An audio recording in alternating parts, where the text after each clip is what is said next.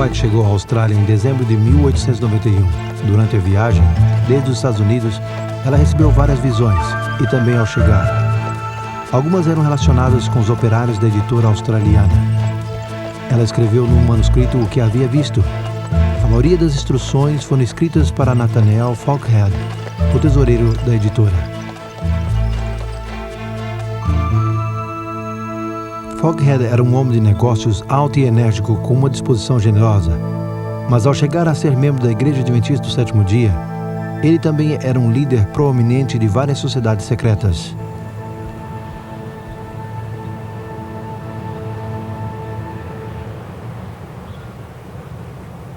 Com o passar do tempo, chegou a estar mais e mais absorto em suas atividades maçônicas e menos envolto em seu trabalho para a igreja.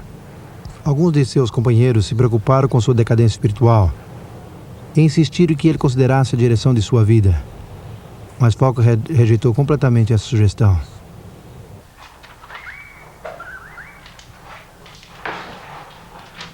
No decorrer desse tempo, Helena escreveu o que lhe tinha sido revelado.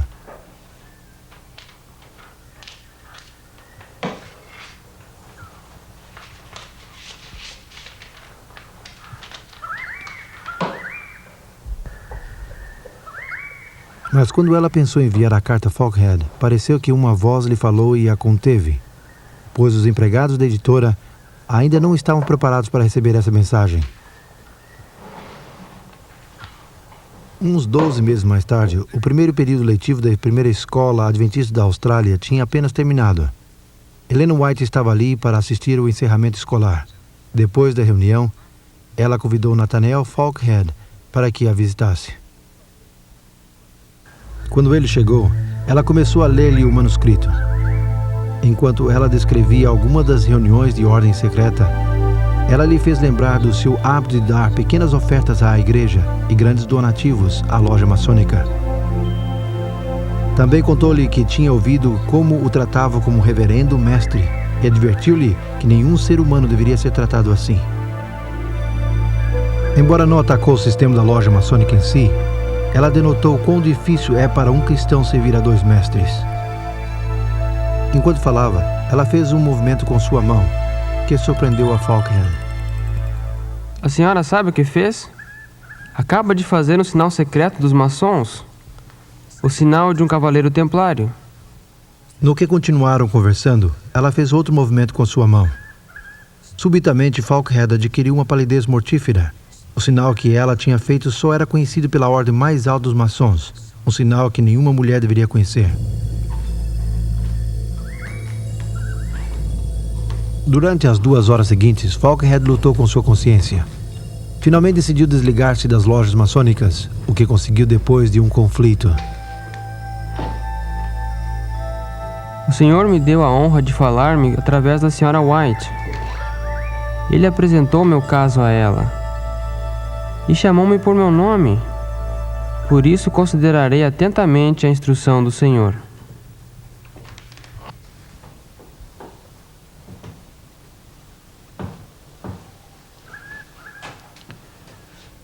A experiência de Ellen White com Nathaniel Falkhead ilustra alguns aspectos importantes de como o dom de profecia operou nos tempos bíblicos e como continua operando hoje. Primeiro, os profetas recebem informação pelos meios sobrenaturais das visões ou sonhos proféticos que lhes permite ver as pessoas e experimentar acontecimentos fora de seu limite de conhecimento.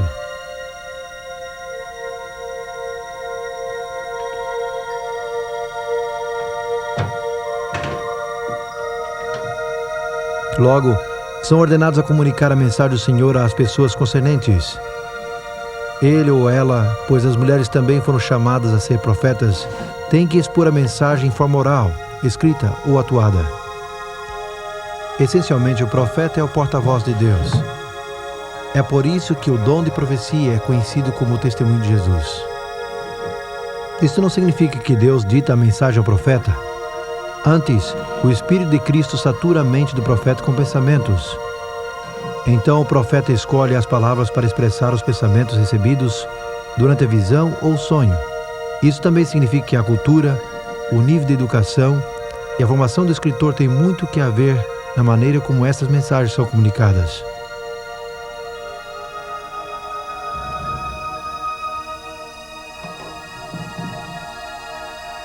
Para expressar seus pensamentos, alguns escritores da Bíblia usaram palavras escritas por outros autores bíblicos. Alguns, como Lucas, escolheram passagens de fontes históricas não inspiradas. Paulo usou palavras de poetas seculares. Judas e João citaram do livro judeu não bíblico de Enoque.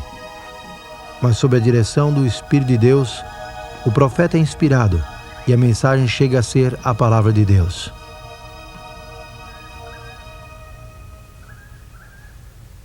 Também é óbvio notar que os testemunhos de alguns profetas não foram incluídos nos livros da Bíblia.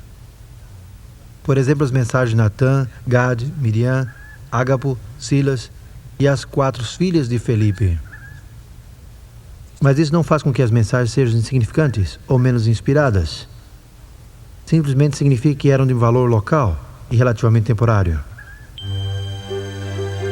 Os profetas também tiveram uma parte destacada na igreja do Novo Testamento. Segundo o livro de Atos, eles iniciaram o trabalho missionário da igreja.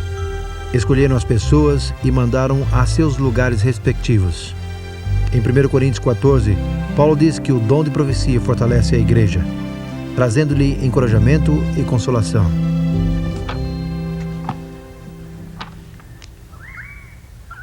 Paulo também escreve em Efésios 4 que os profetas são um dos principais meios que Cristo pôs na igreja para trazer unidade. Portanto, seus conselhos ajudam a proteger a igreja das falsas doutrinas. Segundo Atos 15, os profetas reafirmaram os crentes na verdadeira doutrina da igreja nos tempos de controvérsia religiosa. Mas, sobretudo, Paulo ensina que o propósito primordial do profeta é levar homens e mulheres a Cristo, estabelecendo-os numa relação com Ele. Para ajudar a alcançar essa meta, Jesus predisse através dos profetas do Novo Testamento que essa atividade continuaria na igreja. O testemunho de Jesus não cessaria com o livro de Apocalipse. De fato, os livros de Joel e Apocalipse indicam que o dom de profecia assistiria à igreja especialmente no tempo do fim. É lógico esperar que essa manifestação final do testemunho de Jesus preencherá o mesmo papel e funções como os profetas dos tempos bíblicos. Deus novamente revelará seu propósito por meio das visões e sonhos. Ele também inspirará o mensageiro para que a mensagem guie, repreenda e desafie a igreja. Claro, a pergunta que devemos fazer é: como Ellen White usou esse dom profético em seu ministério para a Igreja Adventista do Sétimo Dia? Em 1860, ela escreveu que quando o Senhor lhe dava uma visão, era levada em presença de Jesus e permanecia inconsciente de seus arredores. Como o profeta Ezequiel, sua atenção durante a visão era a miúdo dirigida às cenas que aconteciam na terra, embora não pudesse ver além daquilo que o anjo lhe mostrava. Às vezes, lhe eram mostrados acontecimentos do futuro, em outras ocasiões, acontecimentos do passado. Muitas vezes, ela não podia lembrar o que havia visto até que começava a escrever. Outras vezes, não podia lembrar nada até estar em contato com as pessoas a quem a visão se aplicava. Então lembrava clara e eficazmente a instrução recebida, ainda que esta lhe tivesse sido mostrada anos antes. Eu dependo do Espírito de Deus tanto para relatar ou escrever uma visão, como para recebê-la. Foram-me mostrados rostos que nunca havia visto, e anos mais tarde os reconhecia ao vê-los. Tenho escrito cartas à meia-noite que têm atravessado o continente e, ao chegar à crise, evitaram grandes desastres para a causa de Deus.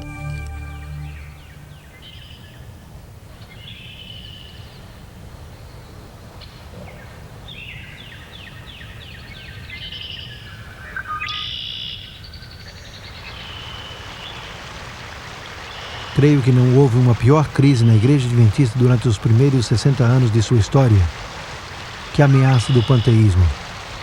Os panteístas não creem que Deus é um grande ser pessoal, senão uma essência misteriosa, uma influência impessoal que impregna toda a natureza.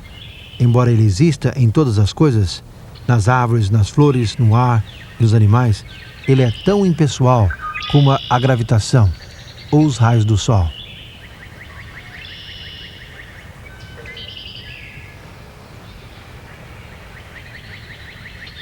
Esta ideia tinha sido adotada e ensinada como uma nova e avançada verdade por alguns dos líderes da igreja de Battle Creek.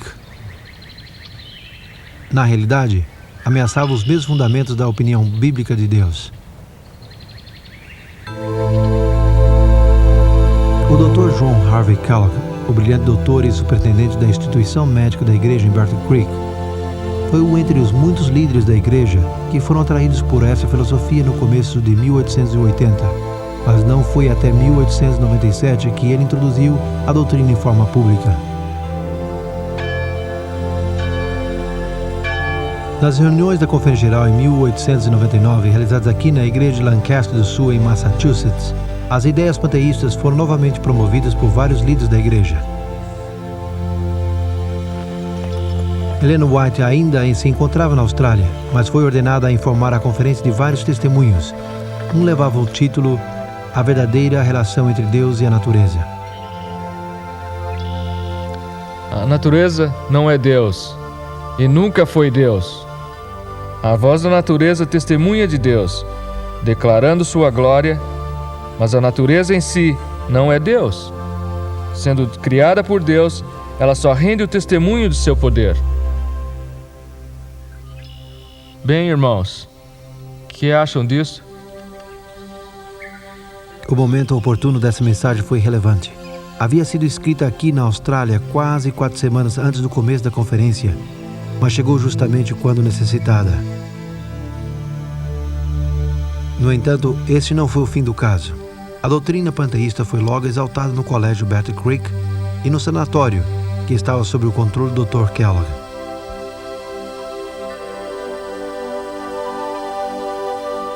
Em fevereiro de 1902, o enorme sanatório de Battle Creek foi destruído pelo fogo. Se necessitava um novo edifício, e para ajudar a assumir as despesas foi sugerido que o Dr. Kellogg escrevesse um livro sobre o cuidado da saúde. Todos os rendimentos das vendas seriam usados para ajudar a reconstruir o sanatório. Kellogg foi advertido para não incluir nenhuma ideia panteísta nele. Mas quando esse livro, O Templo Vivo, finalmente foi imprimido, foi claro para alguns, pelo menos, que ele não tinha prestado atenção ao conselho.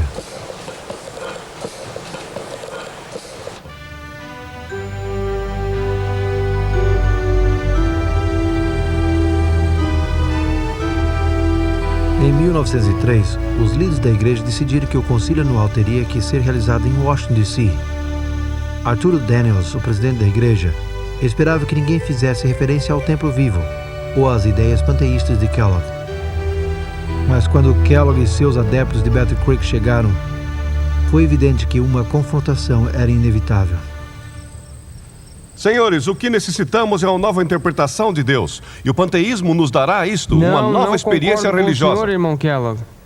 De maneira alguma. Acho que o panteísmo debilitará nossa fé. Amém. Amém. E levará a igreja a perder confiança. Você teria a igreja estagnada? Confiança em Deus.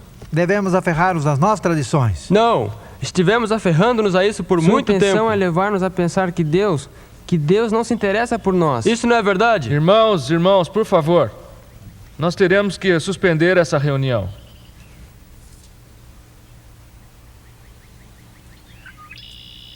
O pastor Daniels não se atreveu a pedir um voto pelo nervosismo. A igreja estava enfrentando uma crise. Mas o que fazer?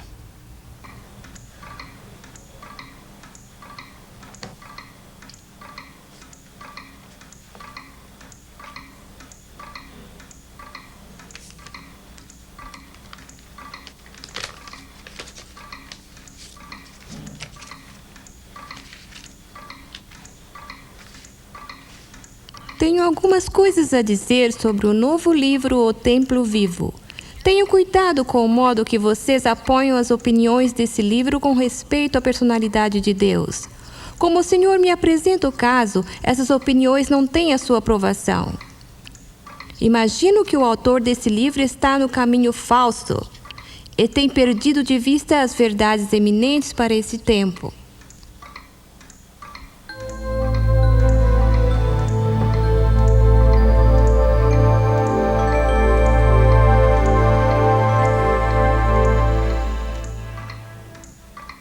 Ellen White tinha escrito a carta em sua casa em Elms Haven, Califórnia, e tinha enviado uma semana antes. Foi apenas uma coincidência que a carta chegasse de tantas milhas de distância no momento mais oportuno? Certamente que Daniels e muitos outros não pensavam assim.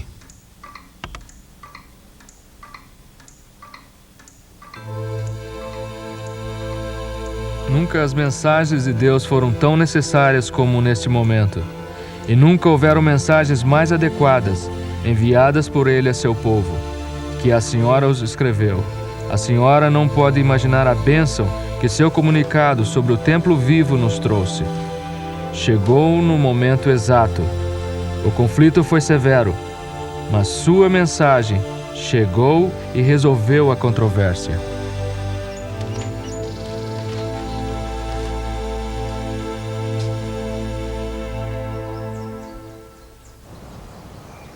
O Concílio de Washington não somente foi uma ameaça à organização ou à liderança, envolveu muito mais, pois a mesma interpretação do caráter e personalidade de Deus corria perigo. Por isso, Ellen White decidiu incluir algum material sobre o assunto em 2 dos seus livros que estava escrevendo. O 8º volume de Testemunhos para a Igreja contém mais de 80 páginas sobre Deus, a natureza e a relação entre ambos. No Ministério de Cura, ela escreveu um capítulo titulado O Conhecimento Essencial, que enfatiza a importância de conhecer o Deus que controla o universo. Isso sempre foi de suprema importância para Ellen White. O objetivo constante de seus sermões e escritos perante o mundo era enaltecer a Jesus e seu amor. Infelizmente, isso nem sempre estava em primeiro lugar para a igreja. Tomemos a igreja daqui em Battle Creek. A nenhuma igreja desse tempo ela informou mais que a esta. Os Adventistas do Sétimo Dia começaram sua obra nessa cidade de Michigan em 1852, quando José Bates, o capitão de barco, visitou a cidade buscando um homem mais honesto do povoado.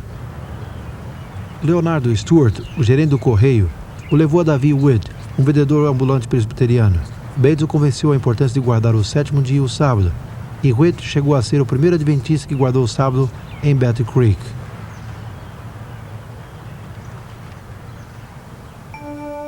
Em 1855, a obra de publicação da igreja se mudou de Rochester, Nova York, para Battle Creek, e logo se construiu esta pequena estrutura de madeira de 2 andares para alojar a prensa. Durante as seguintes décadas, o equipamento a vapor substituiu a pequena prensa manual, e a obra de publicação floresceu. Para servir à crescente membresia, se construiu uma série de pequenas igrejas de madeira em Battle Creek, cada uma maior que a primeira. Nesse segundo edifício, a jovem igreja decidiu nomear-se Adventista do Sétimo Dia, em 1860, e estabeleceu seu sistema de organização em 1863.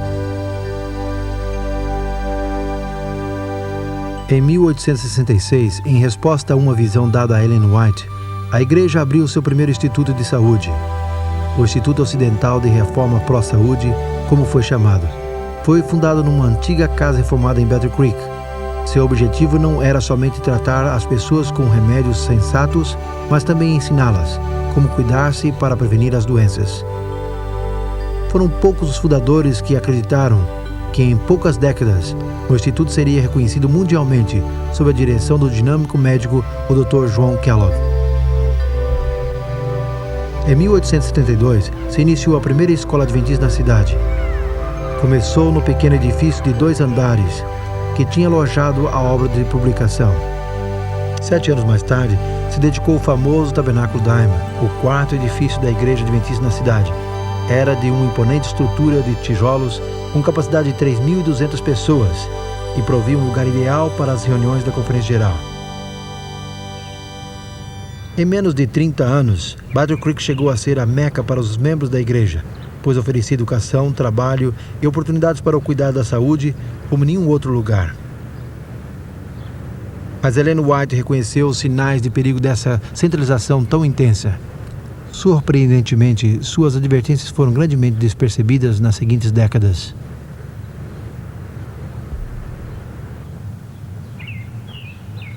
No fim de 1890, a editora Review and Herald era a maior do estado de Michigan. O sanatório no Morro, de fama mundial, tinha quase 1.000 empregados. Mais de 2.000 membros da igreja e visitas se reuniam no Tabernáculo Diamond cada sábado.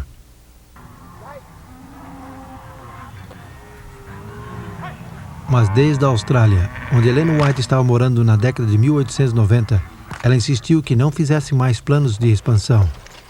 Viu a necessidade de construir pequenas instituições em diversas áreas.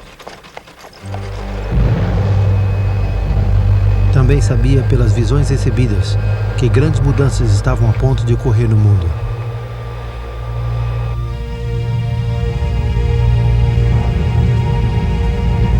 Em 1890, ela tinha escrito sobre os futuros conflitos por todos os lados, com o naufrágio de milhares de navios e a destruição de forças navais.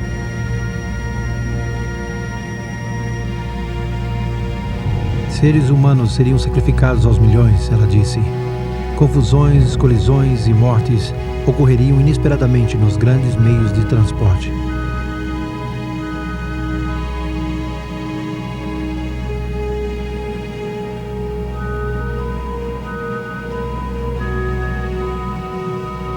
Lembremos-nos que em 1890, uma guerra mundial era inconcebível.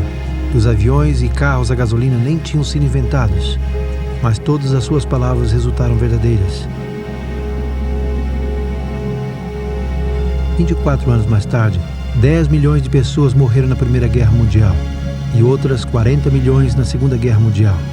Desde então, têm ocorrido grandes perdas de vidas nos maiores meios de transporte.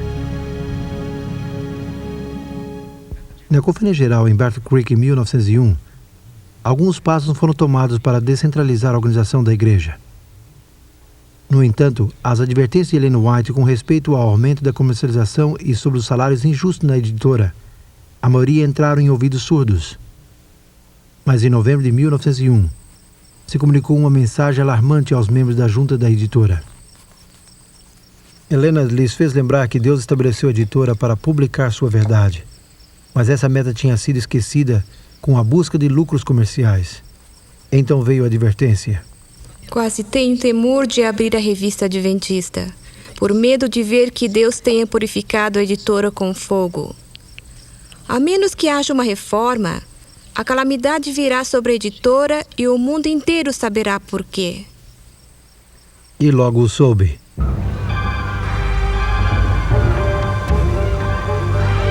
Na noite de 30 de dezembro de 1902, o edifício principal da editora foi reduzido a cinzas.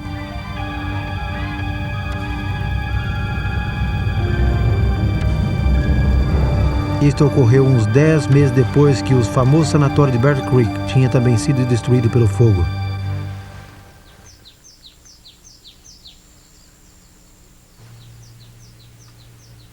Desde Califórnia, quando Ellen White recebeu a notícia do incêndio, ela escreveu aos líderes de Battle Creek, expressando a sua profunda tristeza pela grande perda que a igreja tinha sofrido. Não estou surpreendida por essa triste notícia, pois nas visões da noite vi um anjo de pé sobre Battle Creek com uma espada de fogo. Uma vez, durante o dia, enquanto escrevia com a pena, perdi o conhecimento. E pareceu como que essa espada de fogo fosse primeiro numa direção e logo noutra. Uma catástrofe parecia seguir a outra, porque Deus tinha sido desonrado por homens que planejaram exaltar a si mesmos. Nos meses seguintes, a igreja teve a oportunidade de pensar seriamente nos desastrosos incêndios e suas causas. Rapidamente, os líderes editoriais tomaram a decisão de nunca mais publicar trabalhos comerciais e também de mudar as oficinas centrais da igreja de Battle Creek para Washington, D.C.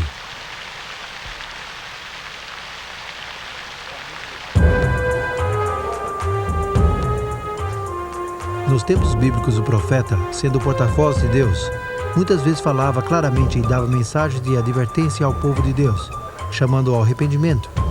Essas mensagens nunca eram populares, porque quase sempre atacavam o egoísmo, o orgulho e o amor ao poder. Em Apocalipse 3, Jesus escreveu a uma das suas igrejas: Eu repreendo e disciplino a quantos amo. Deus é o mesmo hoje.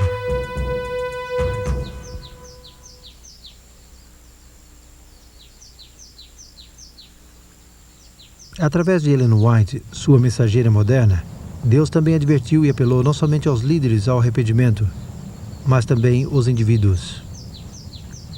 Stephen Smith e sua família aceitaram a mensagem adventista em 1850 e adoraram a Deus junto com os que guardam o sábado aqui em Washington, Nova Hampshire. No entanto, pouco depois, Smith caiu sob a influência do que se chamava a Nova Luz e começou a pregar suas ideias. Ele tornou-se ofensivo e crítico da liderança da igreja, especialmente de Jaime e Ellen White. No fim de 1851, o nome Smith foi retirado da igreja com relutância, por causa de suas ideias discordantes e mordazes. Ele gastou os 30 anos seguintes unindo-se a diferentes grupos rebeldes, e apesar de receber advertências concernentes às doutrinas sem fundamento que esses grupos ensinavam, ele não sentiu necessidade de conselhos. Mas Deus ainda o amava. E numa visão ele revelou a vida e o futuro de Stephen Smith e Ellen G. White. No fim de 1850, Helena escreveu o que lhe tinha sido mostrado e concluiu com um chamado para que ele voltasse a Deus.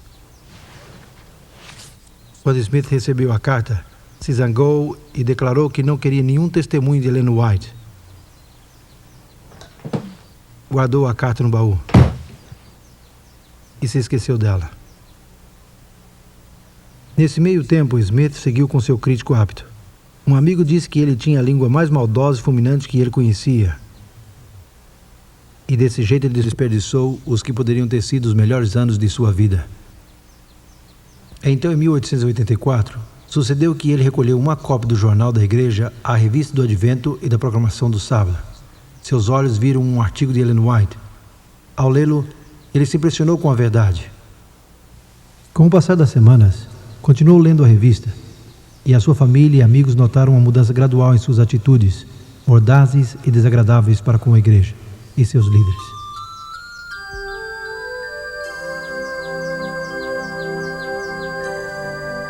Um ano mais tarde, Eugênio Farnsworth foi convidado a pregar de novo aqui, em sua igreja natal. Seu velho amigo, Stephen Smith, agora com 78 anos de idade, decidiu assistir à reunião no sábado pela manhã. Farnsworth pregou deste púlpito sobre a origem do movimento adventista na profecia bíblica.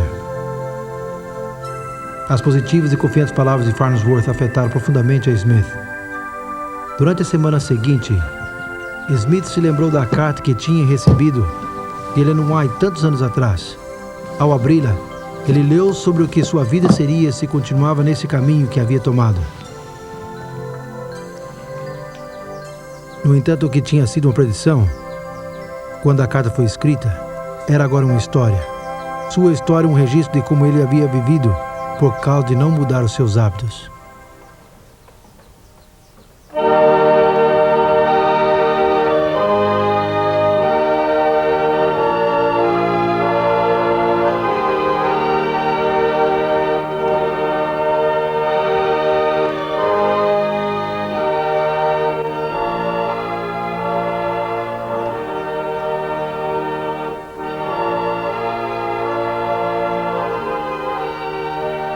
Smith regressou à igreja de Washington no sábado seguinte.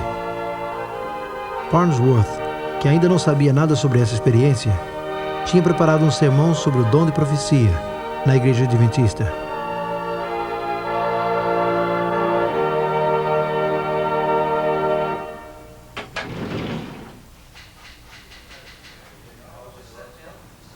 Esta carta foi escrita pelo Eugênio Farnsworth a Ellen G. White no dia 15 de julho de 1885. Pouco tempo depois dele pregar seu sermão na igreja de Washington. Menciona como depois do sermão, Smith pôs-se de pé e relatou a história do testemunho que ele tinha recebido 25 anos antes, e como ele não o tinha lido até quinta-feira anterior. Sua verdade o havia convencido. Nessa ocasião, Farnsworth registrou as palavras de Smith desta maneira: se eu tivesse considerado o testemunho que Deus me enviou, todo o curso de minha vida teria mudado. E eu teria sido um homem bem diferente. Qualquer homem que é honesto deve dizer que os testemunhos sempre conduzem o homem a Deus e à Bíblia. Profundas palavras de um de seus piores ex-críticos. Vendo o impacto evidente sobre os indivíduos e a igreja através dos anos, muitos se perguntaram como os escritos inspirados de Ellen White se relacionam com a Bíblia neste mundo contemporâneo? Será que, por ser mais recentes, substituem as Escrituras? São eles de alguma maneira uma adição? Talvez a mesma Ellen White mereça dar a resposta a isto.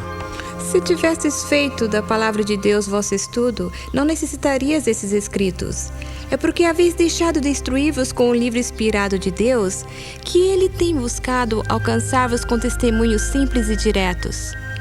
Não intentam dar nova luz, senão impressionar vividamente o coração com as verdades de inspiração já reveladas. Porque se tem prestado pouca atenção à Bíblia, o Senhor tem enviado uma luz menor para guiar homens e mulheres à luz maior.